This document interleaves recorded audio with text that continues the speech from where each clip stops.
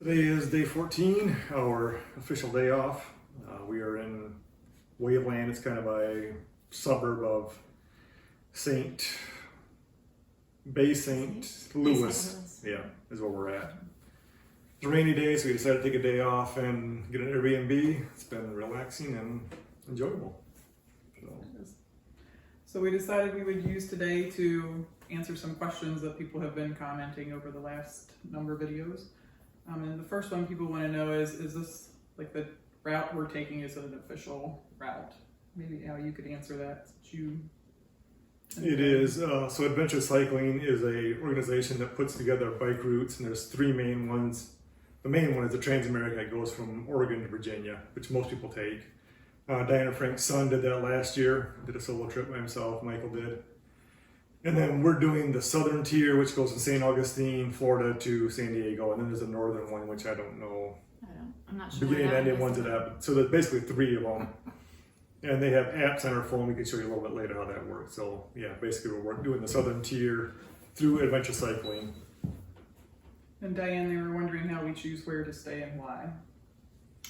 Well, at this point, we're trying to bike about 50 to 70 miles a day. So we look ahead on the map, which is on the app, and try to figure out where we'd be in about 50 to 70 miles, and then try to choose something reasonably priced in that area that we can stay at. We camp some nights and we stay at hotels some nights. Try to use warm showers as well. Kind of look and see what's in that area and pick out the best option.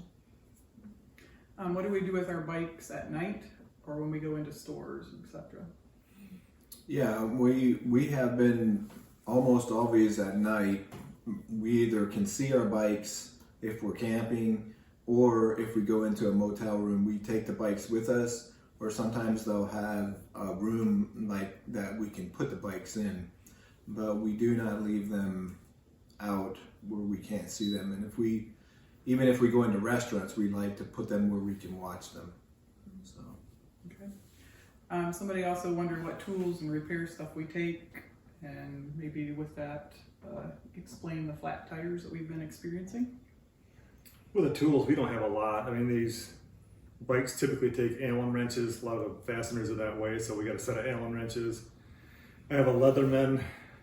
I did bring a chain tool in case we break a chain. I could pop a chain apart and put a master link in to get us down the road if we have to. We have one spare complete tire between the four of us, and started up with quite a few tubes, but I don't know. We think with a few rim wrencher tools and some zip ties, we can pretty much get our way through most of the mechanical issues. I don't think we have a whole lot of stuff with that. So At least get us to a town where we can get something going. Yeah. And as far as the flat tire thing, yeah, me and Diane have ridden quite a bit, and we've never had a flat tire. And the first one I had was just a little puncture, so something went in and came back out, but my tire kept going flat, so we changed that. But the major thing happened is that they had a cutout. Somebody cut basically the asphalt away, and it was a sharp edge. And I was riding too close to Diane. I didn't see it until it was too late, so I basically hit that. I'm just glad it didn't bend my rims. But yeah, it popped both my tires. And then I think after that, the reason we found is I had another flat tire because there was actually a cut in my tire, and I think something got in there and popped that tube also. So we probably just have to get another tire to try to keep that from happening again. So. Yeah, it's just the impact that blew both the tires, not hitting something sharp. But it is amazing the amount of trash that's on the side of the road. I mean, you don't realize it in a car, but when you're biking, I mean, we see screws and nails and sharp metal all the time. It's a wonder we don't have more flats, really. Yeah. Especially on the big bridges, because there's nowhere for the wind or the rain to wash them off the side of the road. They're just cluttered on the side of the bridges we cross. So, yeah. Somebody wanted to know, have drivers been courteous? You can answer that. I think they have been very courteous. We've only had a couple times where people were a little close, and I think that just had to do with but we didn't have shoulder space. I didn't feel like they were being rude to us or intentionally trying to run us over or anything. We've had a couple of times where people probably, throw up their arms or, like are frustrated when we're like trying to turn, when we're making a left turn in the intersection or something like that. But overall, people wait for you. They stop and wave you on. And I think for the most part, people are very courteous. Probably more so than I would be. I would be frustrated with us. I mean, there's times when we're on the shoulder and there's a right turn lane, 2 going straight, and then a left turn, and we need to get in a left turn. So somehow we need to merge our way across 4 lanes of traffic when it's crowded, and it's not a good situation. It just is what it is. But and people are good to let you in. I mean, yeah, we've been really surprised with how people treat us on the roads, though. And along with that, of how do we communicate when we're traveling? Part of the disadvantage of riding close together, we try to stay fairly close to each other, but then your reaction time is cut down. If you're too close behind somebody, you can't see when you're trying to stop. Al and Frank tend to take turns leading. Right. Yeah, and part of why if you get too stretched out, then if people are trying to pass, it makes it harder for them to pass. But if you're too close together, then too, I mean, we try to stay fairly close just because of that, people getting around us. But yeah, you have to be careful then if you're behind, you don't see some of the stuff that's coming right at you, or it's suddenly right there. You don't have much reaction time. So. The person in the lead does sometimes, well, for the cars too, but for us as well, use your arms or your hands to let us know which way we're going to turn or when we're going to merge or move to another lane. But there's also, I saw that question in the comments. There is a lot of yelling back and forth too. We do some of that. Some of that, yeah. Yeah. And sometimes it doesn't help if you got a lot of traffic close to you. It's pretty loud. I mean, so you can't really hear very well. So you do have to yell if you want somebody to hear you. We stop and talk. Sometimes we just stop, pull over, and then. Well, a lot of times the communication that we do is if we're, especially direction, is we pull over, and then we make sure we're en route or decide where we're going next. Yeah. And occasionally we run into situations that we don't expect, and you're just caught in. We were coming into that one bridge in Panama City, I think it was, wasn't it? There was 2 lanes. We were on the shoulder here. We thought we were in good shape, but then unbeknownst to us, 2 more lanes merged. So it went from 4 lanes down to 2, and we were in the middle. So we just all of a sudden we're driving 10 miles an hour. We ended up in 60-mile-an-hour traffic, and people are merging. It's wise to stay together, but you don't. It's just every man for himself at that point. We're just kind of weaving in and out, trying to make our way to the shoulder. Yeah. So, I don't know. We typically have one instance a day where we kind of get into frantic mode and are a little bit panicky, but so far we're still alive. So, somebody wondered about our phones. How do we keep from losing them when we're biking? And also then how are we able to keep enough space on our phones for videos and pictures? Each of us have a device that attaches to the phone, and we'll show you later when we show you our bikes. So they're locked in. I don't think it would be almost impossible for that to... For the phone. Just probably not. Frank actually loses the entire thing that holds his phone sometimes and has to go back and get his phone. But I think, did you remedy that too? I think he fixed it. With a good wire tie. Zip ties. Fixes on everything. And then we tend to take, and after the video has posted to YouTube, we all delete. So we keep several days worth of pictures in case something wouldn't show so that I could re-edit. We did that when we were hiking the Appalachian Trail. We had to, because you definitely would run out of room on your phone if you tried to keep all 60 days worth on there. My pictures just automatically will load to Google Photos, so I just delete them regularly. I guess somebody was also wondering how we're feeling physically. Are we really in bad shape and not sharing, or how do we feel? So I guess maybe start with Frank and we can go down the row. Yeah, that's for the people back at church mostly. Yeah, we did not start with biker shorts, and we're fine. Surprisingly, we did not actually get as sore as we thought we might. It's been good. I mean, I think the bike seats that we got are just better than the ones we had on our other bikes, and we have not gotten as sore. I mean, obviously, we're sore from riding. I mean, our bodies are adjusting to the riding every day, but so you have some soreness from that, but not that soreness that it's like, oh my goodness, I don't want to get back on that seat tomorrow. And I would say every day when I'm done biking, I feel tired, feel like I worked out all day, and I'm ready to sleep. If you know me, you know I don't go to bed early generally, and I'm very happy to go to sleep at 8 or 9 o'clock in the evening and sleep all the way till morning. But overall, no, I'm not as sore or exhausted as I thought I might be. So I was planning for a really rough first 2 weeks, and it hasn't been that bad. So I don't know. I think part of it too for me is I really like my bike, and I feel like it's fitted well for me. And I shout out to Martin's Bike Shop in Ephrata for helping me out with that. I feel like that really made a difference to how the bike fitted for me. Yeah, when we get up in the morning, we feel like we're ready to go again. You know, we're tired at night, but why wouldn't we be? And taking very little or no Advil or anything like that even. So, yeah, my cousin Cliff Litwiller told us about these bike seats. Frank and Diane had the same ones that the same company make. We have different models, but they are really good seats. And we were at the Ohio Trail with the original bike seats, and we were in tears for them.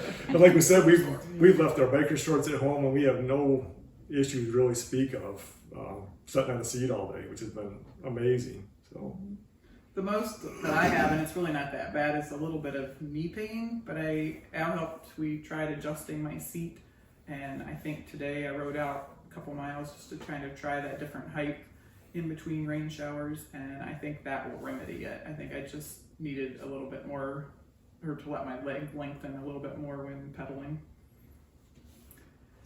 Maybe just a little.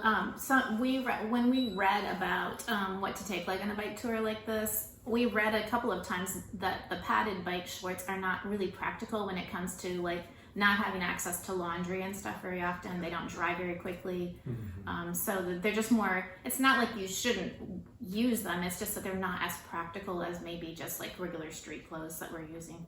yeah, so typically most people doing a long tour don't wear them. And we've noticed that in the videos we watch too. So, yeah, we don't miss them so far. So, And thank you to those that are concerned about our sun UV protection or whatever. We do use sunblock. I do more so because I tend to burn quicker. So I apply 70%, whatever I have, twice a day. The rest of you have just not had as much trouble, but you've used a little bit just to keep from. we got some freakish tans though, because we're riding west, so the sun is shining on this side. So this side of my leg has got sun. The rest of this is white as can be. But we got creases where there's no sun. We're folding your arms, but it is what it is. It is. Yeah. Okay, well I think that was it for the questions. Is there anything else before we show our bikes? Navigation is a little bit janky because depending on how many hills you get into and what kind of wind you get into, you can plan for a 65-mile day and really be grinding at the end to make it, or you can have a flat terrain and favorable winds and end up being done by 2:30 and say, man, we should have done some more miles. So it's, when we were hiking in the woods, you can basically throw your tent wherever. If you want to do a few more miles, you can. We're here, we're kind of committed to a campsite or a motel or something, which makes it a little more.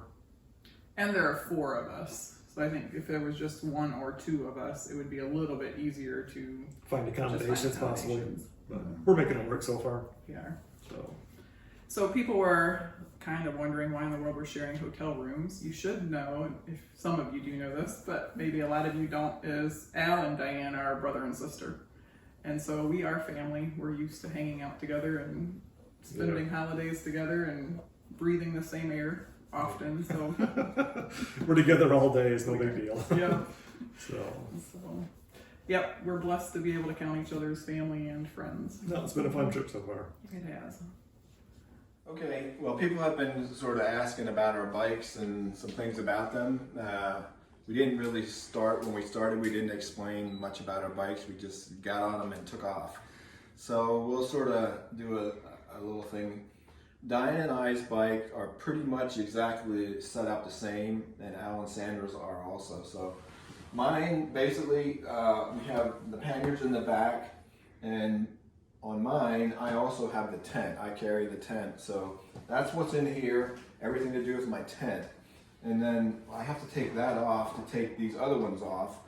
And then on this side, because this is the side I always get in and off, I'm on because of my kickstand, that I have my basic clothing. Like if I need warmer clothes, in the mornings I'll put on more clothes, and then when I need to take that off, I can get to this one pretty easily to put like the extra clothes when I'm taking off in here. On the other side is where I would have my sleeping bag, extra shoes, stuff that I don't use much. Like I have a bigger coat in there, like a puffy coat that I don't use hardly ever since it's warmer. So that's stuff that I don't use often. And then on the front, Diane and I have the same sort of front bag, and that basically opens up, and basically there's snacks and stuff in there. I have my charger if I need to charge something, my extra pack, my extra battery thing, just stuff that you would need. And then in here, I have all of the things that I use for drink packs and energy drinks and stuff in here. But this here unclips and I can take it in when we go in. And one thing that I have that Diane does not have is the front. I decided to do a front thing. And what I wanted to do, which works out well, is I have everything in there that I need, like when I go to take a shower. I have a towel and stuff in there, and then some extra stuff, and this in here works good for extra snacks right in the front. And that's worked out really well for me. That also comes right off. And then I copied it out. I have a thing that holds my phone. I haven't got it adjusted to the point where it goes in and out real nicely yet. I really should have a sander to do that, but eventually we'll get that figured out. But that's pretty much it. And then obviously we have, both Diane and I have 2 water bottles, and I did buy an extra better bike pump that I got on here. That's easier to get it up to poundage. And then I actually have an extra water bottle up on that front rack. Once we get into the desert, we might be using that also. Tools, my tools are underneath here, and it's right in with that. So that's pretty much it. Me and Sandra's setup are pretty well the same. Bikes are basically identical, and pannier setups as well. We're running 2 panniers in the back. I have a waterproof bag I put my clothes in. I strap that to the back. Sandra keeps her food bag here. We do it a little bit differently, but I have a small toolbox here, and I also carry a tube in there so it's easy to get to. So I have a tube and some few hand tools in there. My one pannier, I keep my tent, sleeping mat, my heavy coat if I need it.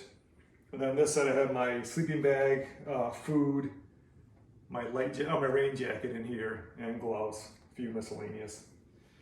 So basically how these panniers work, they have a handle, and then when you lift the handle, it unhooks the hooks. Supposed to. And there's a clip there also. That's all that holds it to the bike. This clip goes behind the bar, and then when you let loose of the handle, these snap down, and that's what holds it onto the rack. So if we go into a motel, you can just pop these off real easy. Take them with you. I got a bike pump, water bottles. We want the feed bag, it's called, in the front. We use the same bottles we used when we were hiking. Those just drop in, so you can pull it out easy, get a drink. We do have an air horn for dogs. We haven't had any issues with dogs so far, which has been nice. Everybody in Florida keeps their dogs in a fence, which has been excellent. On the front, we both have handlebar bags.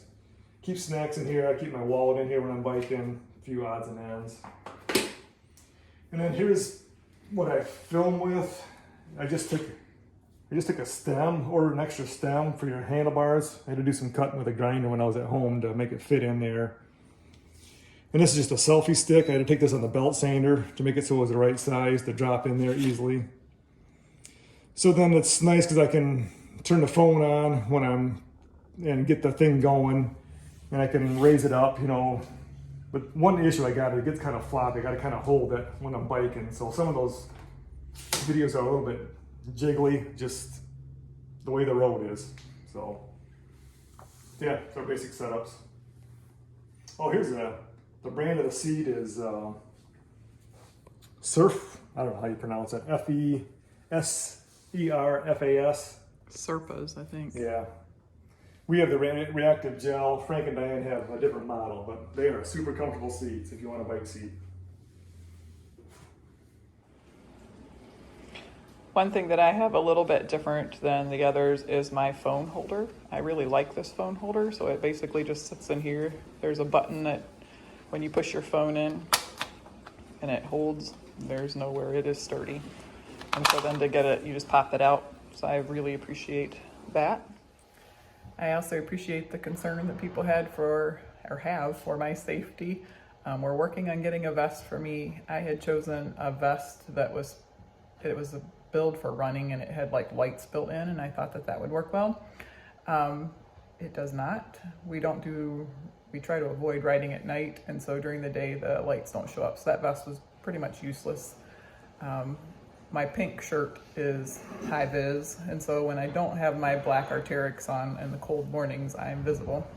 So for my safety, I'm almost always riding in the middle, especially when I have that jacket on. We've been searching for vests, but the bike shops we visited so far have all been out. Walmart does not carry them, at least the ones we've stopped at, so we're still working on it. But I feel safe. Everyone feels like I'm safe enough with what we're doing. A little bit of what the app we're using. For those of you that followed us on the AT, it has a similar feel to it. The pink line is the suggested route. And then as you go along, you can see, there's just different icons that you can tap on. That's for sleeping, different ideas. The star is the middle, or it designates a town. Bike shop. And then that's the bike shop. Camping area. Yeah. One thing that the towns show easily, if they're red, that means there's nothing in that town. Orange means there's at least a gas station. Green means there's everything available. Every once in a while you come to a blue route on here, and that is a detour. That if for some reason, like this right here would have been a ferry or the bridge out, they would recommend you detour up around. We haven't had a detour yet, with which we're grateful. We don't stay always with the route because sometimes they seem to meander a little bit. And so sometimes we choose our own way across after talking to the locals. They're usually pretty good about telling you whether a road is safe to travel on or not. And there's a navigate button you can push, and it shows you exactly where you're at. And then we can follow that blue dot as we're going to make sure we're on the right road. We wanted to take a special moment to shout out to Valerie. It is her birthday today. Happy 28th birthday, Valerie. Happy birthday, Valerie. We love you.